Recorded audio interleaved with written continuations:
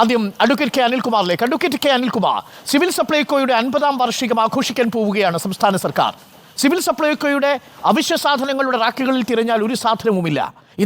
അതാണ് പ്രതിപക്ഷ നേതാവ് പറഞ്ഞത്. സിവിൽ സപ്ലൈകോയെ കൊന്നു കുഴിച്ചു മൂടിയതിന്റെ വാർഷികമാണോ ഈ 50-ാം വാർഷികമായി ആഘോഷിക്കാൻ പോകുന്നത് സർക്കാർ?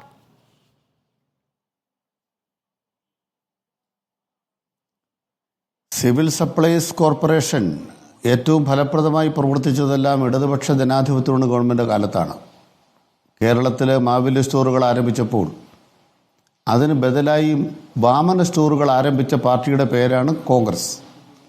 കെ കരുണാകരനാണ് വാമന സ്റ്റോറുകളുടെ ഉദ്ഘാടനം നടത്തിയത്. അപ്പം എങ്ങനെയാണ് കേരളത്തിലെ പൊതുഭരണ സമ്പ്രദായത്തോട് കോൺഗ്രസ് എടുത്ത സമീപനം എന്നത് മറന്നു പോകരുത്. ഇന്ന് കേരളത്തോട് കേന്ദ്രം കാണിക്കുന്ന അവഗണനയുടെ ഏറ്റവും പ്രധാനപ്പെട്ടൊരു തലം ഈ കേരളത്തെ സാമ്പത്തികമായി തകർക്കുന്നതും ഭക്ഷ്യപരമായി തകർക്കുന്നതുമാണ്. 1960കളിൽ നടന്ന ഭക്ഷ്യസമരത്തിലൂടെ നാണ്യവിളകളേറെ ഉൽപ്പാദിപ്പിക്കുന്ന കേരളത്തിൽ ആവശ്യത്തിന് അരി തരാം എന്ന് കേന്ദ്ര സർക്കാരുമായി കരാറുണ്ടായി. അത് ഗവർണർ ഭരണമുണ്ടായിരുന്നൊരു കാലഘട്ടത്തിൽ നടന്ന ഭക്ഷ്യസമരത്തെ തുടർന്നാണ്. കേരള റേഷനിങ് ഓർഡറിലേക്ക് ഞാൻ ശ്രദ്ധ ക്ഷണിക്കുകയാണ്. പക്ഷെ അതിനുശേഷം കേന്ദ്രം എന്താ ചെയ്തത്? കേരളത്തിന് ലഭ്യമാകേണ്ട അരി, കേന്ദ്രം നൽകേണ്ട അരി പടിപടിയായി കുറച്ചുകൊണ്ടുവന്നു. മാത്രമല്ല, ഇന്ന് നമ്മുടെ രാജ്യത്ത് കേന്ദ്ര സർക്കാർ എടുക്കുന്ന മാനദണ്ഡങ്ങളുടെ പട്ടിണി സൂചിക വെച്ചാൽ കേരളത്തിൽ പട്ടിണിയേ ഇല്ല. 50,000 പേര് കൂടി പട്ടിണിയിൽ നിന്ന് മോചിതമായാൽ കേരളത്തിൽ ആർക്കും ഇനി അരി കൊടുക്കണ്ട എന്ന സമീപനമാണ് കേന്ദ്രം എടുക്കുന്നത്.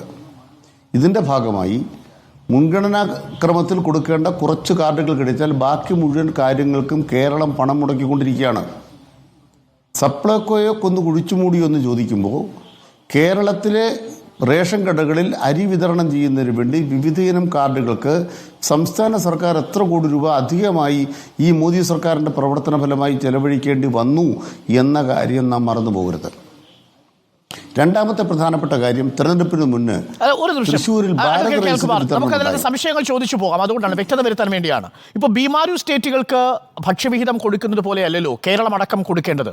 കേന്ദ്ര സർക്കാരിന് സംസ്ഥാനങ്ങളുടെ ഒരു മാനദണ്ഡമുണ്ട്. പട്ടിണി കൂടുതലുള്ള സംസ്ഥാനങ്ങളിൽ കൂടുതൽ അരി കൊടുക്കണം. കേരളം സ്വയം പര്യാപ്തമായി കൊണ്ടിരിക്കുന്നു. അതുകൊണ്ട് കേരളം പട്ടിണിയിൽ നിന്ന് മോചിതമാകുമ്പോൾ സ്വാഭാവികമായും കേരളത്തിന് കൊടുക്കേണ്ട വിഹിതത്തിൽ കുറവ് വരുന്നു എന്നതാണ് കേന്ദ്രത്തിന്റെ ന്യായം.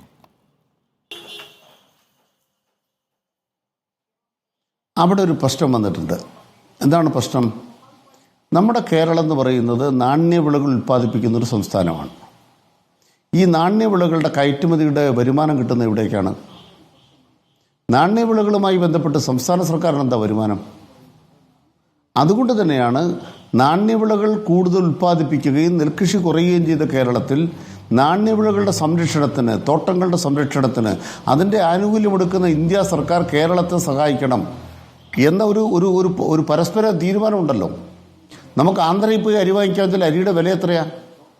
ഇപ്പം മോദി സർക്കാർ ഈ 4 മാസം മുമ്പ് ചെയ്ത കാര്യം എന്താണ്? സപ്ലൈകോയ്ക്ക് ടെൻഡറിൽ പങ്കെടുക്കാൻ പറ്റുമോ?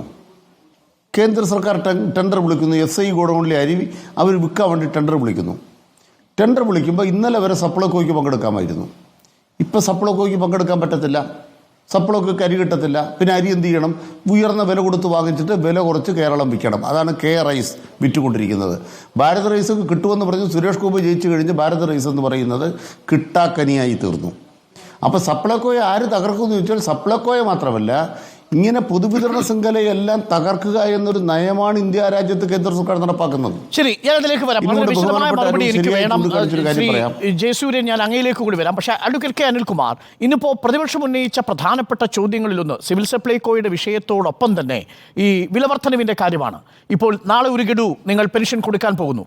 4 മാസത്തെ പെൻഷൻ കുടിശ്ശിക ബാക്കിയുണ്ട്. അവർക്ക് ആരോഗ്യ പ്രശ്നങ്ങളുള്ളവരുണ്ട്, ഈ സാധാരണ പട്ടിണി അനുഭവിക്കുന്ന മനുഷ്യരുണ്ട്. അപ്പോൾ 1 മാസത്തെ പെൻഷൻ കുടിശ്ശിക കൊടുത്താൽ അതെങ്ങനെ അവർക്ക് ജീവിതം മുന്നിലേക്ക് പോകും? നഷ്ടം തിരിഞ്ഞിരിക്കുമ്പോഴാണ് തക്കാളിക്ക് വില കൂടുന്നത് 60, മുരിങ്ങയ്ക്കയുടെ വില കൂടുന്നത് 120, ബീൻസിനും ഉള്ളിക്കുമൊക്കെ വില കൂടുന്നത്. കഴിഞ്ഞ മാസത്തെ അപേക്ഷിച്ച് വില കൂടുന്നു. ഇനി ഓണം വരാൻ പോകുന്നു. അപ്പോൾ അനിൽകുമാർ, സാധാരണക്കാരൻ്റെ മുന്നിൽ എന്താ മാർഗം? അവൻ്റെ മുന്നിൽ സിവിൽ സപ്ലൈകോയും നമ്മുടെ മുഖ്യമന്ത്രി പിണറായി വിജയനുമേ ഉള്ളൂ. നരേന്ദ്രമോദിയും ഭക്ഷ്യവകുപ്പ് മന്ത്രിയും കേന്ദ്രത്തിലെ ഭക്ഷ്യവകുപ്പ് മന്ത്രിയൊക്കെ ഒരുപാട് ദൂരെയാണ്. അപ്പോൾ സ്വാഭാവികമായും വിമർശനം നിങ്ങൾക്കെതിരെ തിരിയും. അതെ, വിമർശനം കേൾക്കുന്നതിനും ജനങ്ങൾക്കൊപ്പം നിന്നുകൊണ്ട് ഇത് കൈകാര്യം ചെയ്യുന്നതിനും സർക്കാർ പരമാവധി ശ്രമിക്കേണ്ടതും ശ്രമിക്കുന്നതുമാണ്.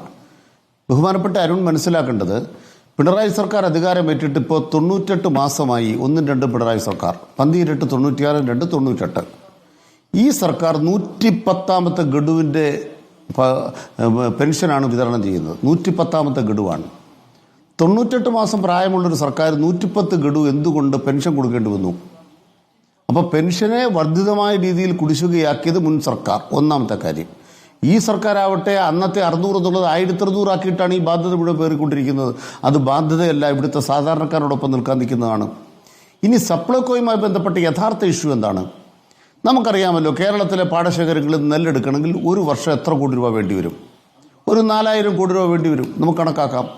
ആ 4000 കോടി രൂപയുടെ ഒരു 90% കേന്ദ്രം അഡ്വാൻസ് ചെയ്യട്ടെ.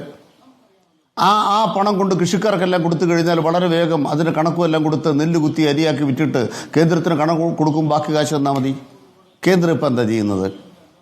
കേന്ദ്രം ചെയ്യുന്നത് നെല്ല് കുത്തി അരിയാക്കിയിട്ട് കണക്ക് കൊടുത്താലേ പണം കിട്ടുള്ളൂ എന്ന് പറഞ്ഞാൽ നെല്ലെടുത്തിട്ട് 8 മാസം കഴിഞ്ഞാൽ കേന്ദ്രത്തിന് പക്ഷേ സംസ്ഥാന സർക്കാർ പാഡി റെസിപ്റ്റ് കൊണ്ടുവന്നല്ലോ. ആ പാഡി റെസിപ്റ്റിന്റെ ഏറ്റവും ഒടുവിലത്തെ അവസ്ഥ അറിയാമോ അനിൽകുമാർ?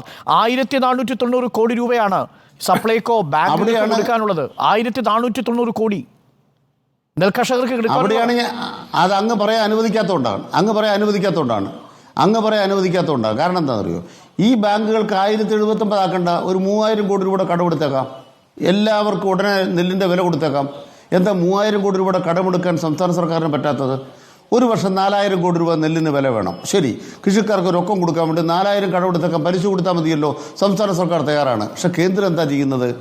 കേന്ദ്രം കൊടുക്കേണ്ട പണത്തിന് നിങ്ങൾ അഡ്വാൻസ് ചെയ്താൽ നിങ്ങളുടെ ബഡ്ജറ്റിന് പുറത്തുള്ള കടം അനുവദിക്കാൻ പാടില്ല എന്ന് പറഞ്ഞ് കേന്ദ്രം വെട്ടിയിരിക്കുകയാണ്. ഇത് ശ്രദ്ധിക്കേണ്ട ഒരു ആർഗ്യുമെന്റ് ആണ്. എനിക്ക് തോന്നുന്നത് ഈ ചർച്ച കണ്ടുകൊണ്ടിരിക്കുന്ന മുഴുവൻ ആളുകളും സൂക്ഷ്മമായി ശ്രദ്ധിക്കേണ്ട ഒരു പ്രധാനപ്പെട്ട ഘടകം ഇതാണ്. ഞാൻ അങ്ങിലേക്ക് വരാം. അനിൽ